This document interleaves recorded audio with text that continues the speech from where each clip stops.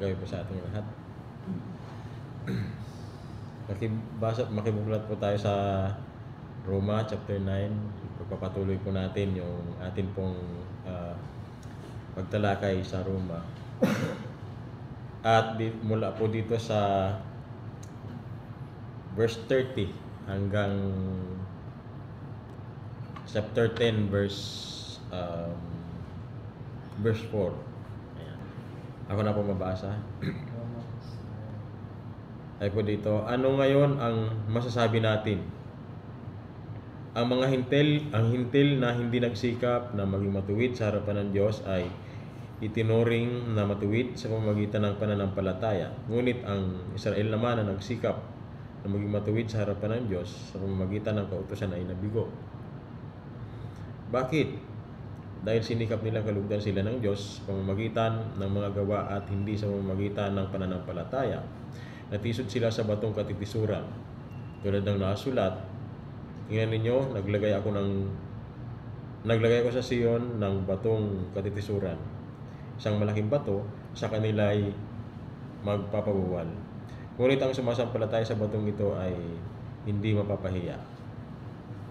Mga kapatid, ang pinakananais ng puso ko at dinadalangin ko sa Diyos ay ang maligtas ang Israel, sapagkat saksi ako na sila'y masigasig na maging kalugod-lugod sa Diyos. Di nga lamang batay sa tamang kaalaman, dahil hindi nila kinilala ang pamamaraan ng Diyos upang gawing matuwid ang tao, at nagsikap silang gumawa ng sarili nilang pamamaraan. Hindi sila nagpasakop sa pamamaraang tinagda ng Diyos, sapagkat si Kristo ang kaganapan ng kautusan upang ituring na matuwid ng Diyos ang sinumang sumasampalataya sa Kanya. Sa noong nakaraan po ay tinalakay ni Pastor Ramil at kanya pong clarify na ang puot at habag ng Diyos ay nahayag sa mga tao. At ang Diyos ang nagpapasya kung sino ang kanya pong kahabagan at kung sino ang kanyang kapuputan, at hindi na walang karapatan ng tao na siya ay mag-object montra dun sa desisyon ng pagpapasya ng Diyos. Ang Diyos ang nagpapasya, yung kanyang sovereign decision, yung kanyang sovereign will ay nahahayag sa pamamagitan ng kanya pong malayang pagpapasya, at walang sino man na maaaring madlang maging sa kanya pong pagliligtas. At sabi nga doon, ang tao ay walang karapatang magreklamo o kung ano man yung kung siya man ay pinili o hindi. Wala siyang karapatang magtanong sa magpapalayok, dahil siya ay inilutulad nga ni Pablo sa isang palayok at sa isang magpapalayok.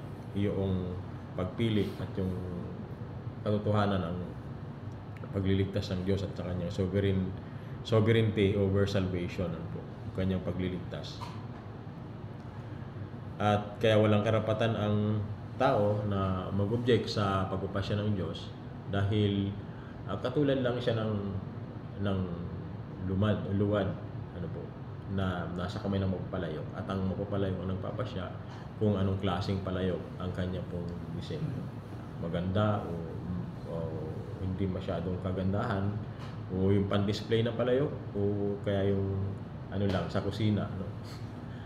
So, kaligtasan ganun din po, may pinili talaga ang Diyos, at yun ang sinasabi ng Bible.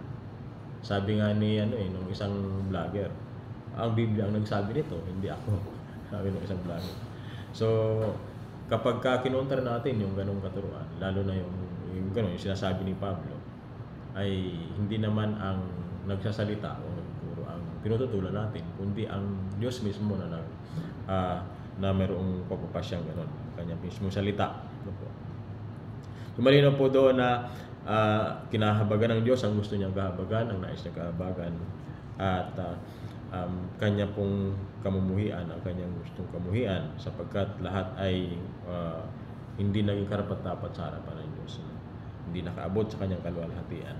Kung ngayon po ay pagdating po dito sa verse 30 hanggang dito sa chapter 10 verse 4, tinatalakay naman ni Pablo na pinatutunayan po niya dito na talagang yung pagpili ay at yung pagliligtas ay hindi nakabatay talaga sa gawa ng tao, sa kaisipan ng tao, sa desisyon ng tao.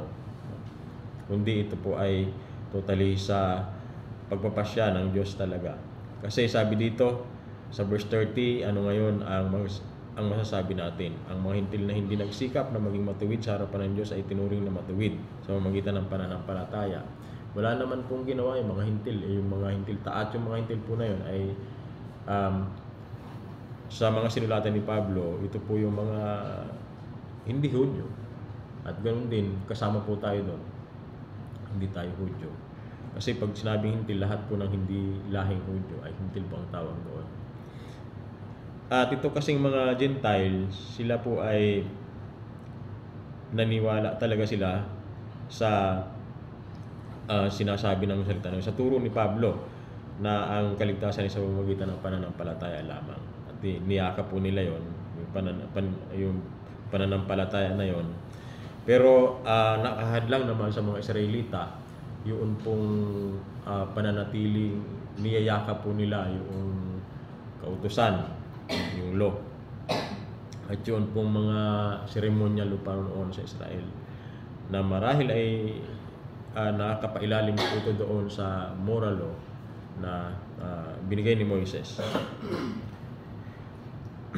Sabi sa verse 31, ngunit ang Israel naman na nagsikap na maging matuwid sa harapan ng Diyos sa pamamagitan ng kautusan ay nabigo. Parang yung mga nakikita natin na tiyagaan, kasipagan, kasigasigan ng mga Israelita ay hindi yun katanggap-tanggap pala sa Diyos. Kaya sabi nga ni Pablo po dito sa chapter 10 na ay saksi siya sa kung gaano kasigasig ang mga Israelita sa pagsunod sa kautusan. Doon sa una, sa chapter 9 ay sabi niya kung maari ay ialay niya yung kanyang buhay, huwag na siyang maligtas para lang ang mga Israelita ay maligtas, yung mga kababayan mismo niya.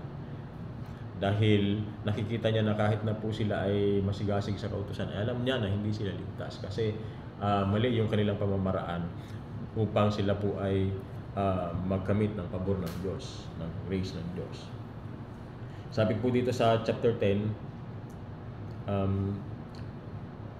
mga kapatid, ang pinakananais ng puso ko at dinadalangin ko sa Diyos ay ang maligtas ang Israel, sapagkat saksi ako na sila ay masigasig na maging kalugod-lugod sa Diyos, hindi nga lamang batay sa tamang kaalaman.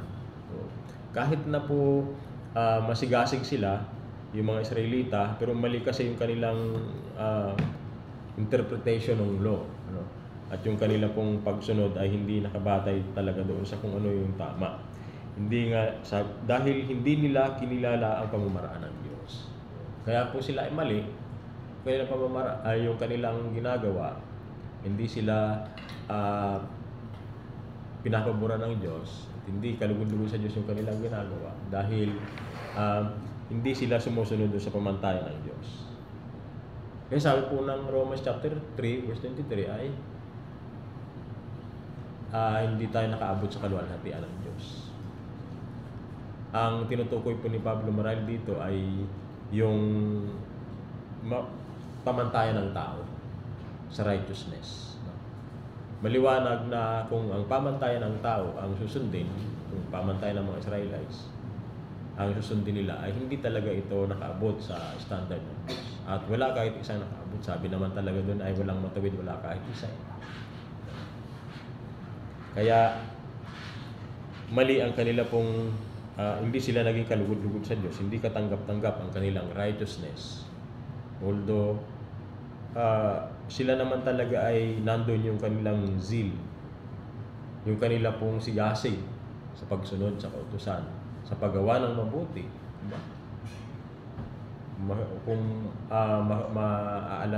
mapapag-aralan po natin yung history ng Israel, talagang yung mga Israelites, gano'n na lamang yung kanila pong sigasig sa pagsunod sa kautusan, at para sa kanila ay napakabanal ng pagsunod sa kautusan, at pagka sila ay nagkamali ng kaunti lamang ay nandun yung kanilang takot na baka sila iparusahan.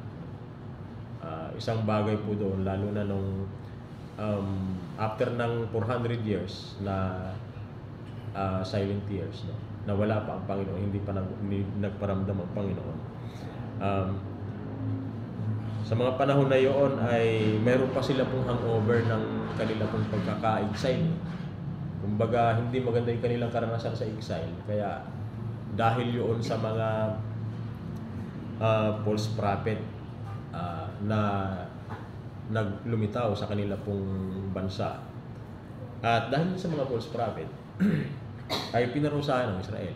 Kasi mga false prophet ay nag-akay sa kanila sa pagsamba sa maling pananampalataya. Ganun din ay sila ay madalas ay talagang sumusunod o sumasamba sa mga Diyos-Diyosan. At dahil sa kanila pong nadala sila yung mga Israelites, nung pagkatapos ng 400 years na yan, talagang sila po ay naging maingat na sila. At napasobra naman, no, bawal kung may magkiklaim na propeta, talagang papatayin nila. Hanggang sa, nung dumating ang Panginoong Jesucristo, ay hindi nila namalaya na yun na pala yung tunay na propeta, yung tagapagligtas. Dahil sa kanila mismong zealousness sa pagsunod sa kautusan na para tayo maging tama sa Diyos, para tayo hindi na parusahan ng Israel, para hindi na tayo ma-exile ulit. Ganun ang nangyari at hindi na nila napansin yung pagdating ng Panginoon na siya na pala yung propeta, yung Mesiyas na pinangako ng Panginoon. At ang masaklap po noon ay hindi nila pinaniwalaan ng Panginoon, pero sabi po dito sa verse 33, tulad ng nasulat, tingnan ninyo, naglagay ako sa Zion ng batong katitisuran, isang malaking bato na sa kanila ay magpapabuwal, ngunit ang sumasampalataya sa batong ito ay hindi mapapahiya. Ngayon, pag tinignan po natin dito sa verse 3 ng chapter 10, dahil hindi nila kinilala ang pamamaraan ng Diyos upang gawing matuwid ang tao at nagsikap silang gumawa ng sarili ng pamamaraan, hindi sila nagpasakop sa pamamaraang itinakda ng Diyos. At wala naman pong ibang pamamaraan na itinakda ng Diyos kundi ang pamamaraan ng biyaya sa pamamagitan ng Panginoong Jesucristo. Para tayo kalugdan ay kinakailangan yung righteousness natin ay bunga ng pananampalataya natin sa Panginoon. Mali ba yung ginagawa ng mga Hudyo? Pagsunod nila sa kautusan, no? Actually, talagang seryoso sila pagsunod sa kautusan sa law. At sabi nga ay kung talagang yun ang babatayan talaga lampas sa langit, hindi sabihin mo lampas sa langit. Yung dahil sa kanilang pagsisikap, no? Ang problema lang ay kaya sila ay mali dahil hindi sa pagsunod sa kautusan sila ay mali, kundi yung pagsisikap nilang kalugdan ng Diyos sa pamamagitan ng mga gawa. Na yun talaga yung gusto ni Pablo i-debunk dito sa Romans, sa aklat ng Roma, no?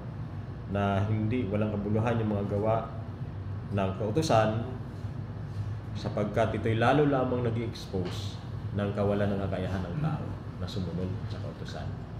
Kasi yung law ay ito yung standard ng righteousness ng Diyos na napakataas. Tapos yung mga Israelita, dahil sa kanila pong kasalanan at sa kanila pong mismong minanang kasalanan, ay wala talaga silang kakayahang makaabot at kanila pong matugon yung pong kahingian o yung requirements ng law. Kahit ano pang gawin nilang pagsisikap. Napasobra nga Kasi mismong maliliit na detalye ay talagang kinakailangang masunod nila yun. Dahil sa kanila pong sigasig na masunod talaga yung moral law ni Moises, nagdagdag sila ng mga additional na marami pang mga kautusan, mga tradisyon na mga ceremonial law, yung iba, at yun ay para sa Israel lamang. At akala nila makakabuti sa Israel yun, sa kanilang pagiging maka-Diyos. Pero kanila pong naakay yung mga tao sa maling pagsunod, sa maling pananampalataya. Kaya sinabi ng Panginoong Kristo na ang bulag na taga-akay ay atay, at yung inaakay pareho silang mahuhulog sa hukay. Sabihin yung mga Pharisees, sila po ay blind leaders at yung kanila po mga followers ay kasama nilang mahuhulog sa hukay at mapapahamak. Sa sobrang pagsunod ng mga Pariseo sa law, sa kanila pong mga kautusan na dinagdag, ay hindi nila nakita na ang Panginoon pala ang katotohanan at ang buhay. Kaya sabi ng Panginoon doon sa kanyang mga alagad, sumusunod sa kanya, kung patuloy kayong susunod sa akin, ay makikilala nyo ang katotohanan at ang katotohanan ng magpapalaya sa inyo. Kayo nga tunay ng mga alagad ko, makikilala nyo ang katotohanan at ang katotohanan ng magpapalaya sa inyo. Pero dahil mali yung pagsunod po ng mga Pariseo, hindi nila nakilala, o yung mga church leaders o yung mga leader na Hudyo, leader ng relihiyon, ay hindi nila nakilala, na-recognize ang Panginoon. At yun ay nasa hula rin po ni Isaias, no? Na talagang sila po ay hindi makakakita at hindi makakarinig, no? Kahit sa pangaral ng Ebanghelyo, marahil ay pinatigas na rin ang puso, ang kanila pong sila ay binulag ng Panginoon dahil sa kanila pong katigasan ng puso ng hindi pagsampalataya sa Panginoon. Kaya sila po ay pagdating ng Panginoong Jesucristo, sabi dito ay naging katitisuran ng Panginoong Jesucristo. Isang bato na dahil sa kanila pong maling paglakad sa pananampalataya ay naging stumbling block ang Panginoong Jesucristo sa kanila. Naging katitisuran dahil lalo silang nagkasala sa Diyos dahil dumating ang tagapagligtas pero hindi nila tinanggap. Kaya naging katitisuran ng Panginoon sa kanila. Pero nasabi dito, ngunit ang sumasampalataya sa batong ito ay hindi mapapahiya. Alam po natin yung tinutukoy dito ni Pablo pagka sinabi mapapahiya ay pagdating ng araw ng paghuhukom ay tayo ay yung mga mapapahiya na yun, sila yung mapapahamak sa impyerno.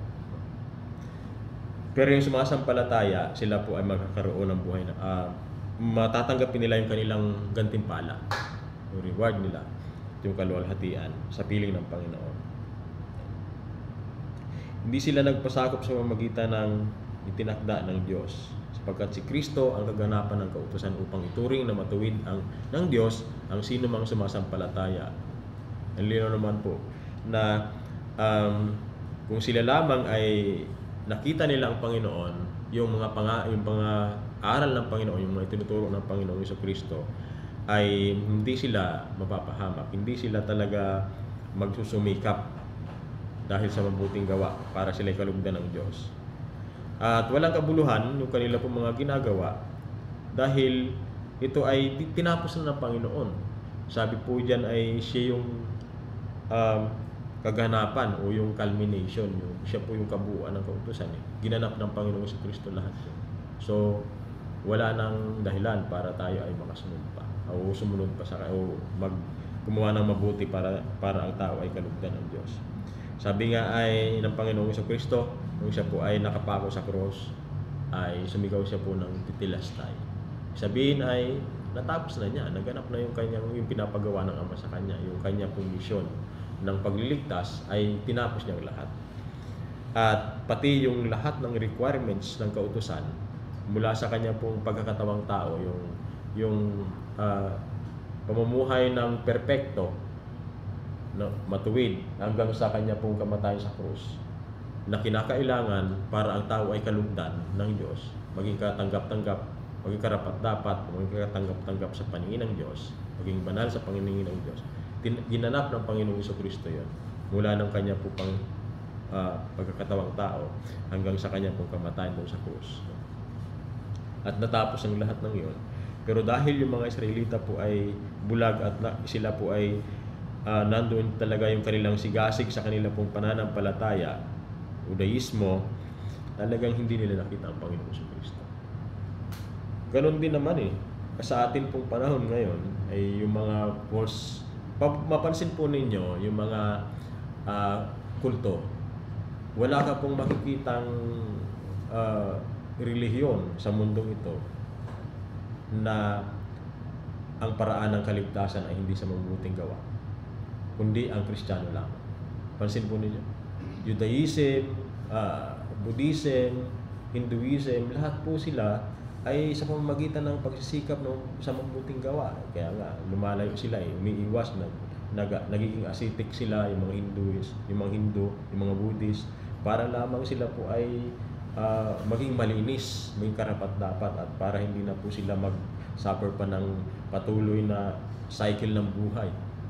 At nasa ganon, makarating po sila doon sa sukdulan, yung tinatawag nilang nirvana, at maging Buddha sila. Yung iba naman, yung iglesia, diba? Yung kay Soriano lalo na, yung katatalakay lang namin nung minsan, no? Na talagang ang kailangan para ang tao ay maligtas ay dapat sumunod sa utos, sa sinasabi ni Jesus. Pero na-neglect po nila, hindi nila napansin yung pagsunod na yun ay kailangan dun yung pananampalataya sa Panginoon Jesucristo at yung pagsampalataya sa Kanya bilang Panginoon at tagapagligtas, pagsisisi sa kasalanan, diba? Sunod na sunod sila, pero patuloy pa rin naman silang nakagawa ng kasalanan, diba? Kaya one time po ay mayroon akong nakadiskusyon ko yung aking pinsan na dating daan. At para hindi na humaba yung aming usapan, at tinanong ko na lang siya, ano ang inaasahan mo sa iyong pananampalataya? Ano yung may garantiya mo sa akin kapag ako'y umanib dyan na magiging benepisyo ko pang walang hanggan? Sabi niya, sumunod ka lang. Susunod lang ako. At yun ay kinilulugdan ng Diyos. Kaso, sabi ko sa kanya, pero matanda kasi siya sa akin Sabi ko sa kanya, kuya, alam mo ba na kahit ikaw aminin mo, hindi mo masusunod lahat dyan. Ako hindi ko masusunod lahat hindi ko makakagawa sa isang araw, hindi ko masasabing lahat ng mga tamang bagay magagawa ko. Magkakasala pa rin ako at aminado naman siya. So sabi ko, so kung ganun, hindi ka pa rin katanggap-tanggap sa Diyos. Hindi ka maliligtas, hindi tayo maliligtas pareho. So hindi ako ahanib diyan sa simbahan. Sabi ko, hindi naman ako maliligtas wala diyan. Sabi ko sa kanya. Kasi ang gusto ng Diyos na pagsunod ay talagang perpekto. So, hindi siya nakaimik sa akin. Kaya, yung pong mga kultong pananampalataya, nagsisikap sila na makasunod sa nasa Biblia, pero nagsisikap sila sa wala. Dahil pinipilit nila sa kanilang sarili na yun talaga yung paraan. Kaya nga, tayo naman po mga totoong sumusunod sa turo ng Biblia, sa biblical doctrine ng salvation, ay kanila pong binabatikos na tayo ay by faith lamang. Pero hindi po nila naunawaan na tayo ay by faith, pero yung pananampalataya na yun binigay sa atin ng Diyos. At ang bunga ng pananampalataya na yun ay mabuting gawa. Na may maging malinaw po sa atin na tayo po ay gumagawa ng mabuti dahil tayo ligtas na. Ito yung pagkakaiba natin sa mga kulto. Kasi sila po, kaya dun sa mga hindi lang kulto, yung ibang mga pananampalataya din na nag-claim sila na born again. Kasi sila ay naniniwala pa rin sila na ang kaligtasan ay faith plus good works. Tapos nawawala pa yung salvation. Hindi po faith plus good works ang kaligtasan, kundi ang faith natin ay nagbubunga ng mabuting gawa. Pero tayo ligtas na. Niligtas muna tayo bago tayo ay magbubunga ng mabuting gawa. Makikita yung mabuting gawa sa atin. Kasi yun naman po ang sinasabi sa Ephesians chapter 2 verse 10. tayo talaga ay nakatalaga, yung package yun, pati yung spiritual gift sa pagliligtas sa atin ng Diyos, at kasama po doon yung mabuting gawa. Mabuting gawa natin. Kaya yun ay ginawa ng Diyos upang hindi tayo magmalaki, no? Yung mga hintil, yung mga Israelites, ay pinakita ng Diyos doon na hindi nila kaya na makasunod talaga sa loob. Ginawa ng Diyos yun upang walang sino mang magmalaki talaga. May pagkita sa tao na wala kang kakayahan, ako ang may kakayahan, ako ang may kapangyarihan, ako ang mayroong ultimate solution sa problema. At sa ganon, ako ang lulutas ng problema. At sa ganon ay makita mo sa iyong sarili na ikay walang kakayahan, na ako lang ako ang nagligtas sa iyo. At sa ganon ako ay mag-glorify sa buhay mo. Ganon ang doktrinang ito.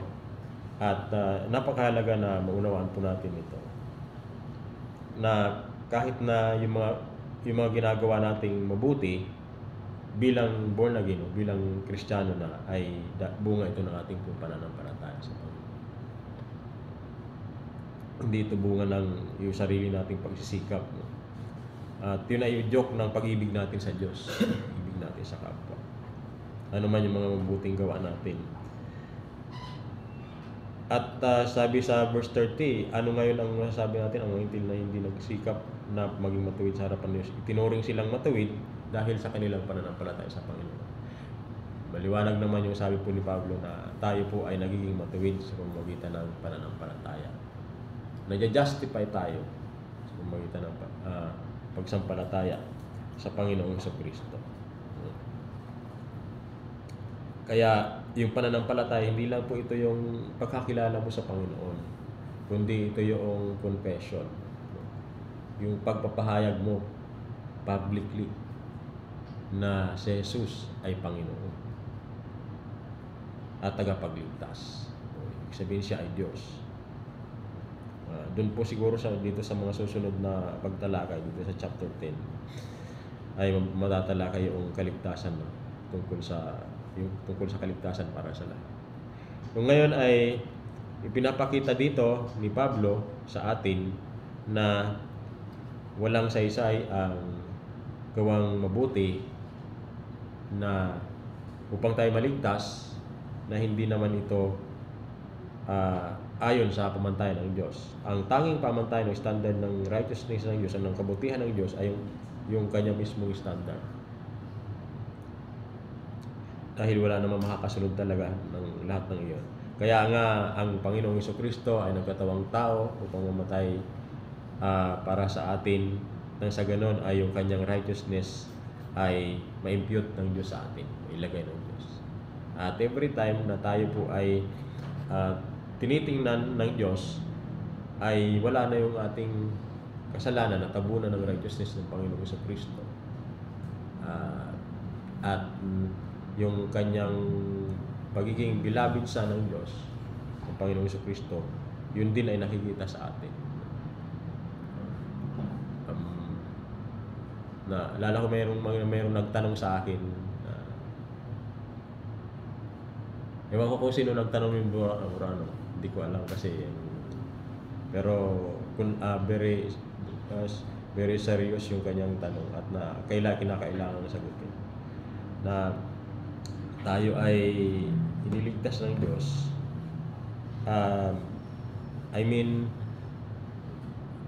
Bakit tayo ay naging dahilan ng pagliligtas ng Diyos? Gayong tayo naman ay hindi karapat-dapat sa Kanya. Wala naman talagang dahilan sa atin para tayo iligtas. So, sino yung naging reason talaga upang ang Panginoong Jesucristo ay mamatay sa cross? So, yun yung tanong na yun. Sino yung naging reason talaga? Tayo yung reason talaga kasi tayo po yung object ng redemptive work ng Panginoong Jesucristo. At yun ay hindi dahil sa special tayo, kundi upang ma-display yung mercy ng Panginoon, na siya ay nagliligtas At kaya niyang iligtas kahit na yung worst sinner, kahit na yung ah, tuloy-tuloy na diretso na nahuhulog na sa impyerno. Ano, walang imposible sa Panginoon.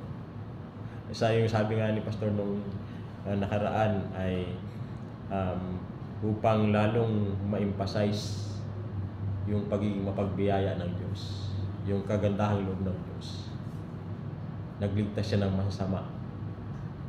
Sabi nga, si Kristo, hindi po siya umarito para sa mga walang sakit, kundi para sa mga may sakit, upang ma-express talaga niya kung gaano siya kagaling na manggagamot. Kasi kung walang mga sakit lahat, hindi na wala nang gagamutin. Hindi na makikita yung kanya kapangyarihan. Lahat tayo po ay may mga sakit spiritually na hindi lamang ito tinitherapy. Hindi lamang po therapy ang gamot, kundi talagang opera, spiritual operation sa atin po bilang mga makasalanan. At yun ay masakit. Napakasakit talaga. Nandun talaga yung pain. Pero pagkatapos po nun ay ginhawa at kagalingan.